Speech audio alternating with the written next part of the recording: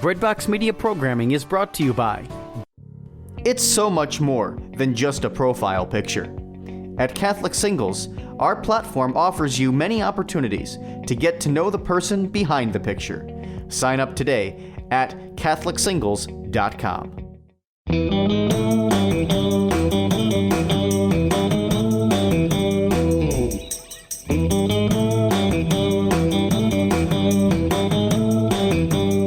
Well, hey everyone, and welcome back to another episode of Lisa, Hendey and Friends. I am delighted to welcome on the podcast episode this week a friend who probably needs no introduction, but I'm going to give her one anyway. Joining us today to talk about a very special project is Teresa Tomeo, and you probably know Teresa as the wonderful, fabulous host of Catholic Connection, which airs every day on EWTN, but author of so many incredible books, international speaker, guest multiple times at the Vatican, and someone who has led countless souls over to the beautiful country of Italy and to other countries around the world. And she joins us today to talk about a fascinating new project called Tease Italy. Welcome to the show, Teresa Tomeo. Always great to talk to you, Lisa, and I'm such a big fan of your work as well. So this is truly an honor. It's fun. It's like, okay, so friends that are listening to the podcast today just get to basically listen to two girlfriends chat on the phone for half an hour. Yep. But we do have a purpose, and that's to dive into this fabulous project of Tease Italy. But before we jump into that, I always like to ask my podcast guests to just tell us a little bit about your story. So jump in at any point and maybe give us a 2-minute Teresa story overview of how you find yourself where you are in your faith journey right now. It's crazy. I mean, all of our lives are miracles, and we're all precious sons and daughters of God. But yeah, I never thought I would be doing Catholic radio, pro-life work, writing books about the faith, speaking, at women's conferences and going to the Vatican. I mean, who would have thunk it? If you would have told me this, 30 years ago, I would have told you I don't know what you're smoking or drinking, but I want some of it, because this was not my plan. My plan was to be, a media star, a news media star, and for many years I was. I mean, I was at the epitome of my career in Metro Detroit, which is a major market. I was an anchorwoman. I was a reporter. I was a news director. I was living out my dream that I had when I was a child, that I was going to be, this big time, the next Barbara Walters or Marlene Sanders or, Diane Sawyer, and everything was going well. I was married to a great guy, still am, thanks be to God. But I allowed the world to come in too much, and to make a very long story of a very trying, very interesting journey back to the church, I allowed the world to take over my life, and it almost cost me my marriage, and more importantly, my soul. So it was a firing from a very prominent TV position, one of my TV jobs that I had, that really forced me to look at myself and to really re-examine the faith. I was a cradle Catholic, and go back to those roots, and to refocus on my marriage. And that was, as I said, almost 27 years ago. And since then, my husband has become a deacon. We've healed our marriage. I'm on Catholic radio. And the rest, as they say, is history. It's crazy. It's just crazy. And this new project that we're going to talk about this morning is an outreach of something that's been on my heart for a long time, and something that helped me really solidify my faith as a Catholic, and that's pilgrimages. And so it's just a real powerful thing for me to have this new mission, this new project. Yeah, so you're calling it Tease Italy, which is just beautiful. Those of us who know and love you often refer to you as T, so the one and only. Mm-hmm. And how did you come up? I mean, we've been watching you lead. You've led over 50 pilgrimages, not just to Italy, but to other countries as well. But how did you focus in on this particular project, and what is Tease Italy all about?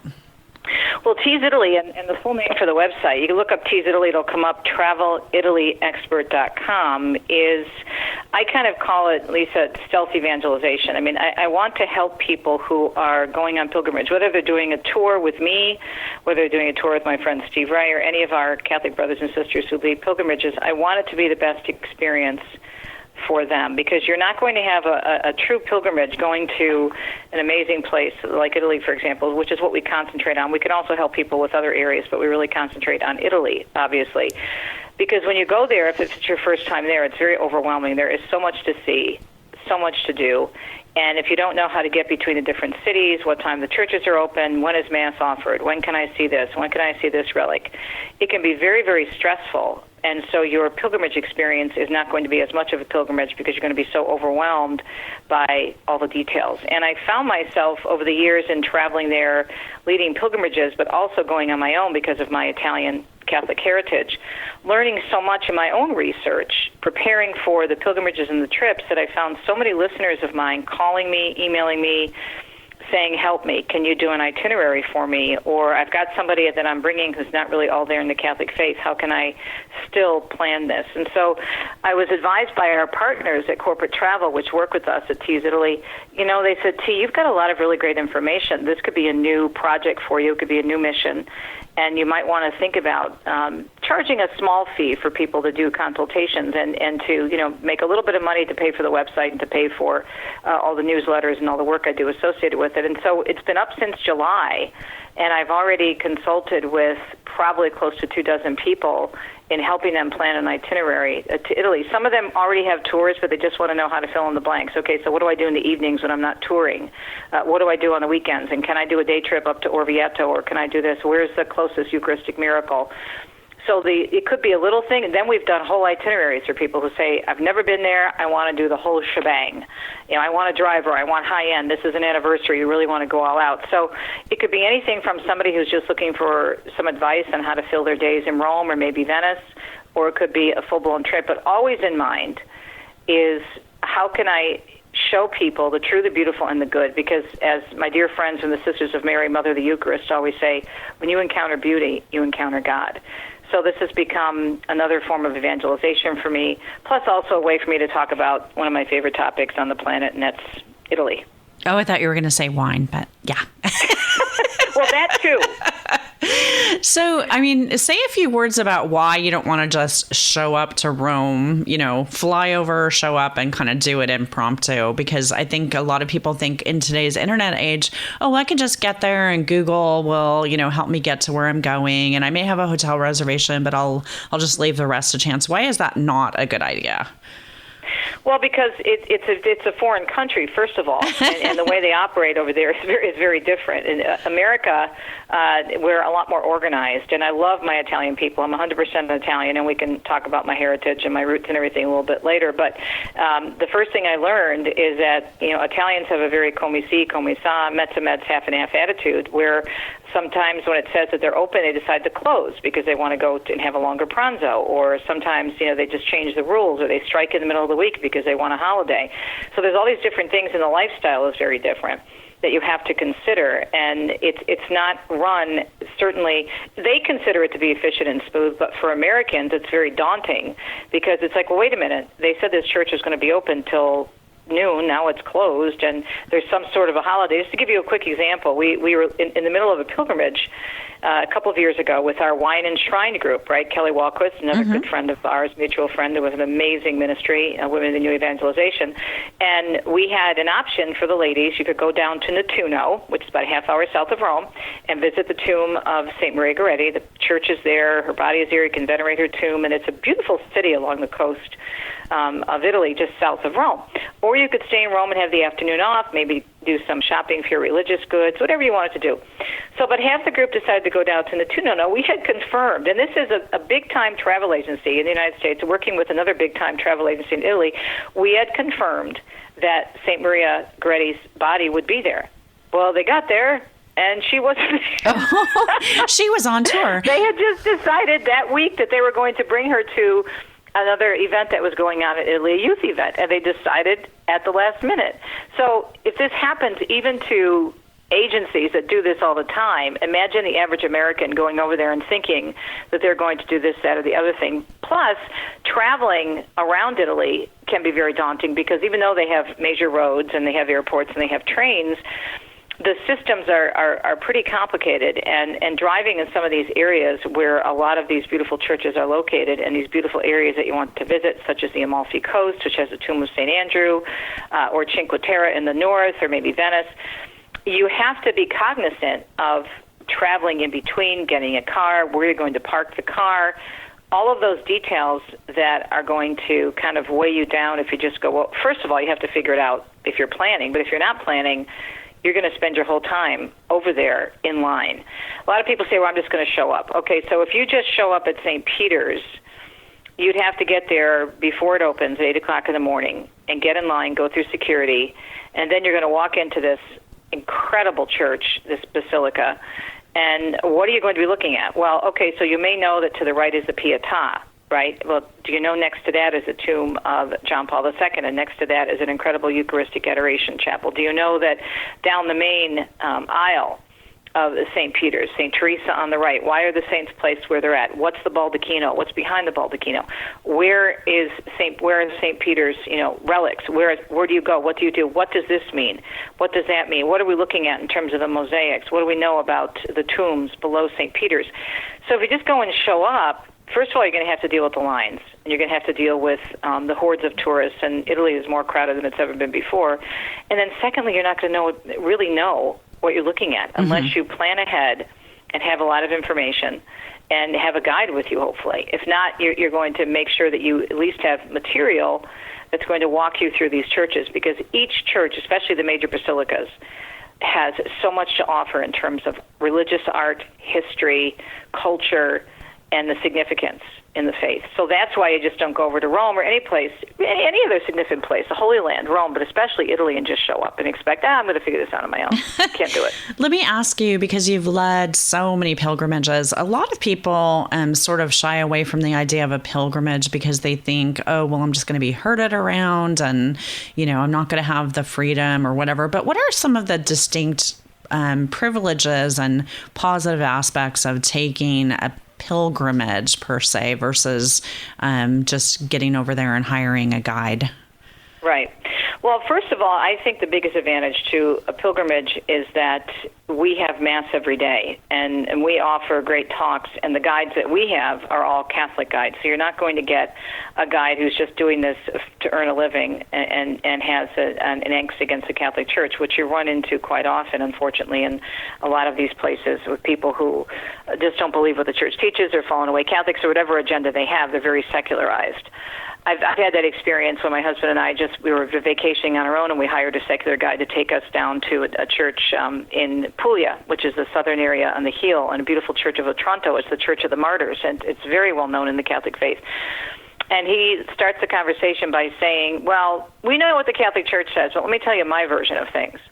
Well, he changed his tune when I said, you know what, let's go with the reality of the situation, not your personal version, because this is what I do for a living, and my husband's a deacon in the church, so we know the history here, so let's stick to reality. And all of a sudden, he was like, oh, okay, I can't sell you my agenda.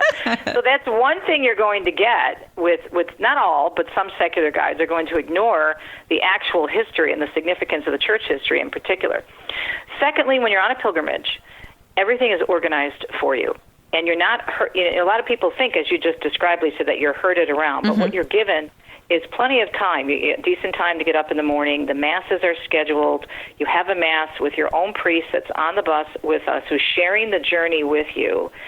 And when you go to the churches, you have Catholic guides. We don't use anything but solidly Catholic guides. So we're taking people on these experiences, and you don't have to worry about, oh my gosh, am I going to be in a decent hotel? Oh my gosh, am I going to make it to this site on time before it closes? Oh my goodness, what am I going to learn here? And then what we also do, and I insist on all of my trips, is we build in a lot of free time. So you have, let's say, a full day of St. Peter's and the major basilicas, and then we give you the rest of the day. You have, let's say, we start at like 8 o'clock, have Mass, do the tour at St. Peter's. Maybe we'll include the Vatican museums that day, and then we'll give you the rest of the afternoon off. So you have the afternoon and the evening. Now, we do include some meals. The group meals are great, too, but we usually give people 2 to 3 nights on their own to explore the areas that we're traveling in. But in addition to that, we give you ideas. And what's funny about it is this has happened so often that even in the free nights, the bonding that takes place, because people come together, they may be strangers from all over the country, not know each other, but they're there for the same purpose, to grow in their faith, to grow closer to Christ and the church.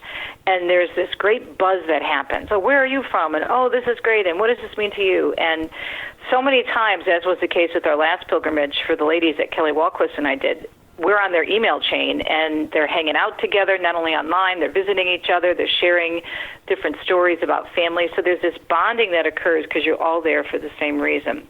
Yeah, it's very well scheduled for you in the sense that you're going to see all the big things on your bucket list that you want to see, but you're also going to have the opportunity to have some real good down-to-earth fun. Maybe go to a wine tasting, maybe go shopping on the Colle di Rienzo or the Via del Corso and get those shoes, or I'll take you to my favorite shoe store in Trastevere, my favorite region of Rome.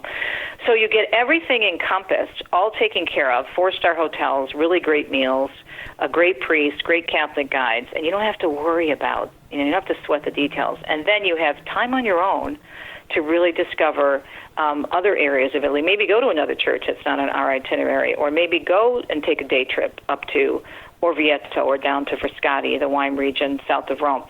So it's very organized, but it's also very freeing because you know that your basic needs are being taken care of to the nth degree. You're in really, really good hands. You have transportation. The tour guides are going to get you in front of the crowds.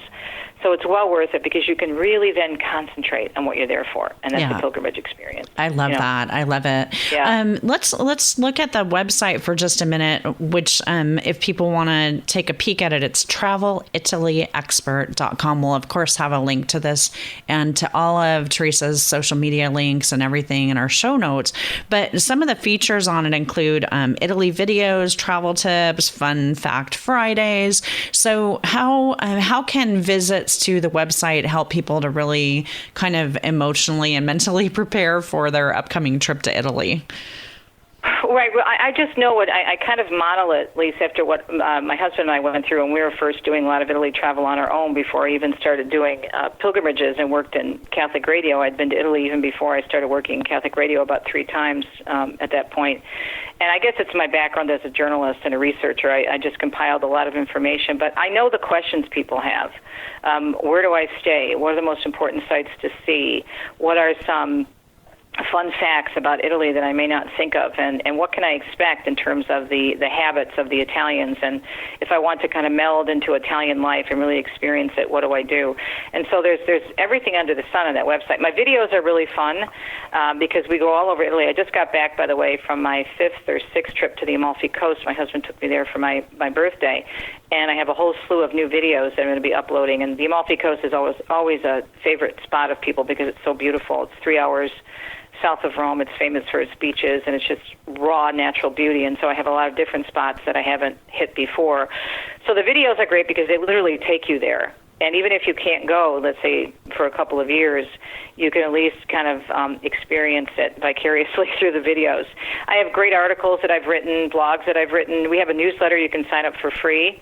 And even if you have no plans, as I said, to go for a while, you can at least learn more about Italy and what's the most important sites. And all the different regions that I've been to, I've been all over Italy. There's only maybe 1 or 2 spots that I haven't hit yet in terms of regions that I have on my Italy bucket list. But you know, I can tell you about Puglia. I can tell you about Tuscany. I can tell you about Umbria, Lazio, Campania. Sicily, where we went last year, which was crazy. The North, the Lake District. So you're going to learn about all these regions from somebody who's been there. And I've gone through the trial and error of, okay, this hotel this time, not this hotel next time, or here's how to travel through Cinque Terre, here's not how to travel through Cinque Terre. So all these different things that people can get an idea and just learn really about the country and the food and, you know, how not to look like a tourist. I love that one. You know, when in Rome, I have an article, when in Rome, and dinner's going to be late. I mean, Americans show up at 5:30, 6 o'clock, and they expect all the restaurants to be open. Ain't happening, you know. I mean, there'll be some places, like the hotels will be open, some of the wine bars will be open, you can order a pizza. But if you want to look like an Italian and feel like you want to fit into the Italian life just to experience it, dinner is going to be late, as I say in one of the articles. So it's a fun website. People just say they love hanging out on the website, looking at all the different videos. I know. So. I have so enjoyed it. I'm not in a position to go to Italy right now, but I'm going to armchair travel with you. Let's talk a little bit about the consulting services and how it might work if somebody is interested in hiring you as a consultant to prepare kind of a travel summary for them. What does that look like, and what should they know going into that process? Well, what they can do when they go to travelitalyexpert.com is they can fill out a questionnaire, and so we have a form right on there. They fill it out, and we ask them some basic questions. When are you going? Do you have anything planned? What would you like to see? What areas of Italy have you been there before? How many people? Is this a special occasion? And we have the different questions to answer. Is it a pilgrimage? Do you want to do a pilgrimage on your own? Do you want to hook up with a tour group? Is this a birthday? Is this an anniversary? Is this your... So some basic questions to understand where they're coming from, what they want to see. Do you want to stay in a hotel? Do you want to stay in a B&B? Do you want to stay you want to rent an apartment? So this gives me an idea so I can assess it as to what that conversation, how that conversation might go. So I do a little research on what they're looking for. And they can either do a half-hour consultation or an hour consultation, and it's a phone consultation. And if they agree to the consultation, we send them an invoice. They can do half hour. We have an initial installation offer of $75 for a half hour and $150 for a full hour. And basically what I do is I walk them through the different areas that they're visiting and give them all kinds of ideas. And, okay, how do I get from point A to point B, or blah, blah, blah. And it can look really like anything you want it to look like. Just let me give you an example of some of my clients. Recently, I consulted with a wonderful deacon from the Archdiocese of New Orleans. Now, he's already going on a pilgrimage with the Vatican Patrons of the Arts, which is a wonderful organization, and my husband and I are part of patrons here in Detroit, and they have a beautiful pilgrimage. So he's got Rome and Assisi covered. That's all taken care of. But what they don't have, this is their first time to Rome, and they have free time. In the evenings, they have a couple of afternoons available, and they really want to experience Italian life. And so what I did for them was I came up with an itinerary. Okay, here's where you go in your off time. Here's maybe go to the Colosseum, maybe go to this particular shopping area, the Spanish Steps. And then I also give them some of my favorite churches in Rome that aren't necessarily on your typical pilgrimage itinerary. Maybe you want to go to Santa Cecilia in Trastevere and reverence her relics, venerate her relics. Or maybe you want to go to Santa Maria in Trastevere, which is one of the oldest churches in Rome that has fabulous mosaics and is in a great area with great restaurants and wine bars. Maybe you want to go, again, all the way up to Orvieto, which is about an hour train ride, and visit the Eucharistic miracle that's housed there in that cathedral. So I did an itinerary for him. That another person, a friend of a friend, her and her husband were going there for their 30th anniversary, and they wanted to go everywhere. They wanted to do the Amalfi Coast, Tuscany, all these different places, Venice. And so I worked with Corporate Travel, our travel agency that's our partner, and we put together a full-blown itinerary. I mean, they had saved up 4 years, and they were going to spend a bundle because they knew they were never going back. They even decided to spend the money on a private boat tour around the Isle of Capri, which is several $1,000s. But they have been saving for years, and this is the only time they think they're going to be able to go. So I could do as little as you just want a few days. We can talk for half an hour. You want a full-blown trip. Usually it's an hour consultation. So it just depends. But it's been so much fun, and what's really neat for me is this is like therapy for me, Lisa. And people say, well, how do you like get your groove back? How do you maintain a positive attitude on the air every day? Italy brings me such joy, mainly because of my Catholic heritage and my love of the saints. I love the saints. And everywhere you go in Italy, every time you turn around, there's another, even a small, teeny church in a teeny tiny town has some sort of an icon or obviously relics below the altar, but so much incredible beauty and history, each town celebrating a particular saint in a particular way. And on top of that, my Italian roots, I was able to, through Ancestry.com, and I had known this through my grandparents, but I was able to confirm everything. And I've traced my roots, and I've been to all the towns of my heritage, even spending the night in my mother's hometown and visiting the house where her father was born, my grandmother's father was born, visiting the church where her parents were married, getting the actual records from the courts, and then visiting my father's family town of Reggio Calabria, another town where my mother's father was from. My husband's roots we've traced. He's also Italian. And yet the raw beauty of the country. And I've been blessed to go all over the world. I've been to Greece. I've been to the Holy Land, which I also love. I've been to Poland. I've been to France. But the raw beauty of Italy, I don't think is surpassed by too many places, especially with the hill towns, for example, in Tuscany and Umbria, or the Lake District in the north, and in the mountains and the water also in the south. I mean, it's just incredibly naturally beautiful, and so it hits me on all levels. It hits me on my faith level, number one, that God created all this, and number two, you see the churches, and then my Italian roots come in. So for me, it's where I get my groove back, and it's what keeps me going. And I love talking about it, and I'm blessed that I have my husband says I have a photographic memory. I don't think so. I just think I'm trained as a journalist to remember details. But when I'm consulting with people, it's rare that I have to actually go on the computer and look something up, because I have so many images of Italy just, emblazoned on my It's on in my your heart. brain. That's amazing. In my heart, I can walk Yeah. them through, and I could say, you want to see this, you don't want to see this, you want to see this, and I could say, okay, when you get to this town, there's this great wine bar off to the right, you got to go and you have to have, their happy hour because they have all these great, appetizers. Or I could talk about this, you got to go to this church. Nobody ever goes here, but you have to go to this church. Yeah. And it brings me such joy. And now it's something I can do and help people with, and hopefully even, you don't make much money in Catholic radio, so I try to have a little bit of extra income, and we don't charge much, and then at the end of the consultation, it's like that Ginsu knife commercial, but wait, there's more. We actually give them a huge PDF and a Word document, and I just finished one for a woman that's 23 pages long. Wow. With everything we discuss in the consultation. Links to websites, my favorite restaurants, my favorite hotels, my favorite shops, places to shop, things to do, and tour suggestions.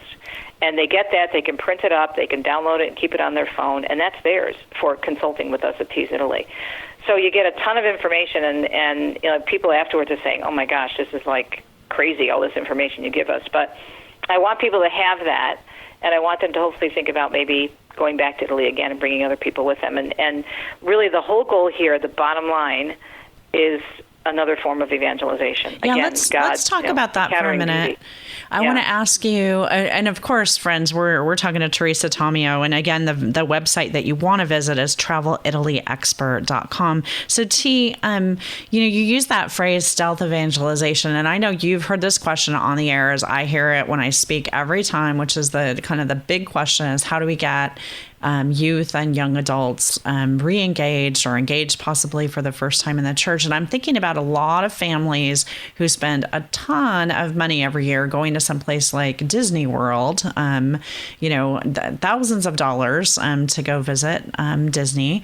And I'm wondering, for families who want to take a trip over to Italy, maybe with teens or even elementary school students, how a trip like this might be something that can invigorate the imagination of a young Catholic person, and if it's practical for families to take a trip to Italy together.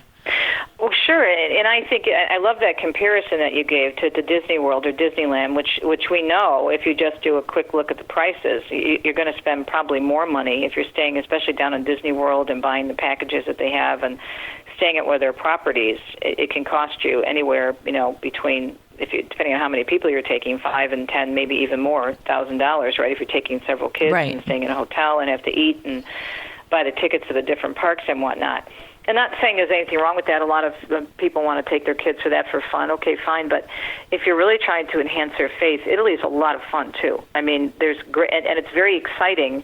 And we just had a family. One of my first clients was a wonderful family, Catholic family, and she was taking her kids from age 10 to 22. And so what we did is we worked out an itinerary for the whole family. And this is a pretty faithful family, but she also said she wanted to bring her kids who were one son who had already graduated, 22-year-old, and one that was still in college, and then she had a teen and then a child who was in middle school. And so she was trying to kind of hit all levels. And so what we did was we did a combination of faith and fun. We got them a little mini boat trip on the Amalfi Coast, and we made sure they were taken to St. Andrews to see the tomb of, the great saint and apostle.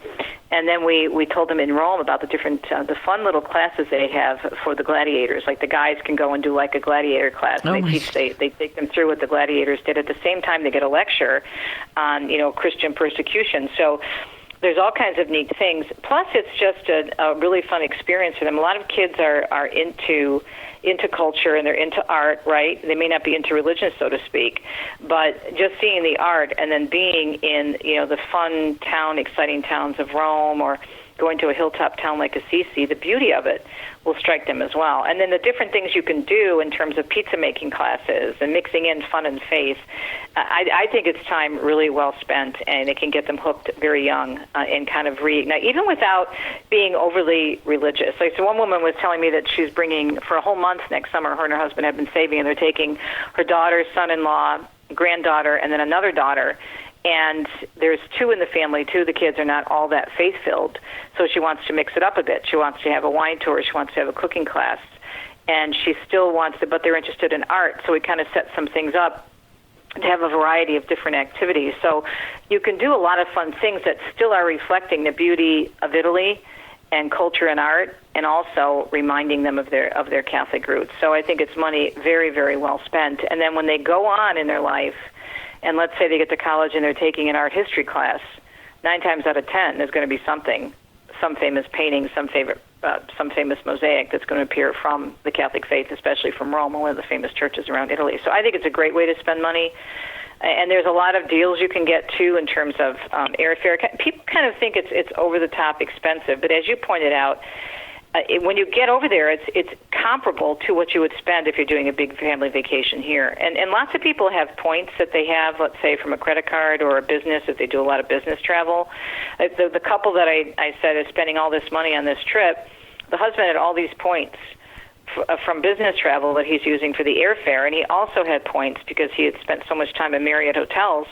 He had all these free points to get practically free accommodations, so they were able to spend the money on the boat tours and the other things they wanted to do. Goodies. So, there's all kinds of ideas on ways to save money. You can rent an apartment, which is a lot cheaper, and you don't have to eat out every night. It's kind of fun to go to one of the local markets, like go to Campo di Fiore during the day in Rome and get some fish or get some homemade pasta there that they sell and come home and try your hand at making a sauce. Or there's all kinds of ways to save money, but it's a great experience. I've had families come back and say, wow, we're so glad we did that with our kids.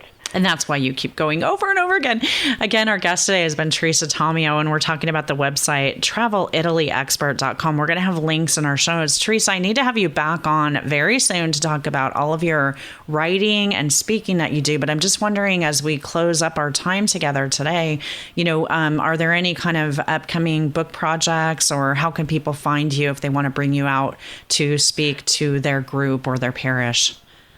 I think the best thing to do is to go to my main website, and there's also a link on that website to Tease Italy, but my main website is teresatomeo.com, the great doctor of the church name, Teresa. Not that I'm a great doctor of the church, but it's Teresa of Avila, TeresaTomeo.com, or they can go to travelitalyexpert.com for the Italy portion. But to bring me in to speak, which I love to do, I'll just go there and all the information. Right now I'm praying about my next book project. I've got 14 books under my belt, and the next book, I'm thinking about one about Italy. I'm not sure. I'm also thinking about one about elder care that you and I have discussed off the record, behind the scenes, kind of a backstory. But I've been taking care of my elderly mom. It's really been very interesting, the journey that I've been on with this whole experience. So I don't know. I'm praying about the next book.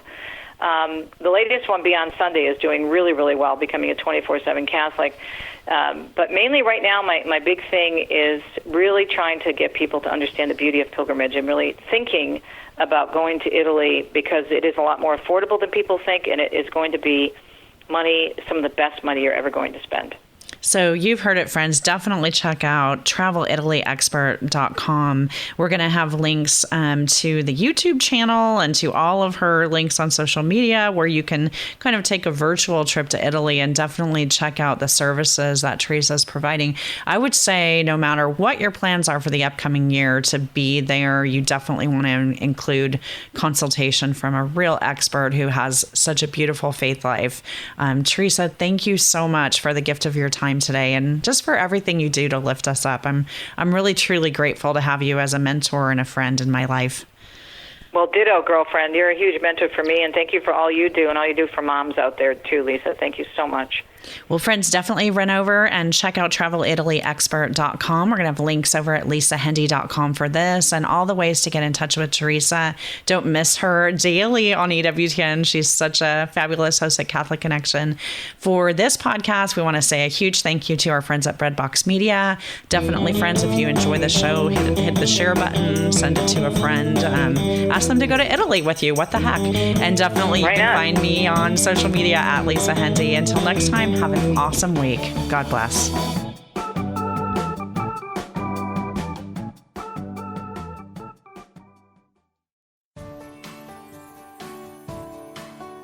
Breadbox Media programming is brought to you by Jack Kane Ford. Find your next Ford Tough vehicle at caneford.com.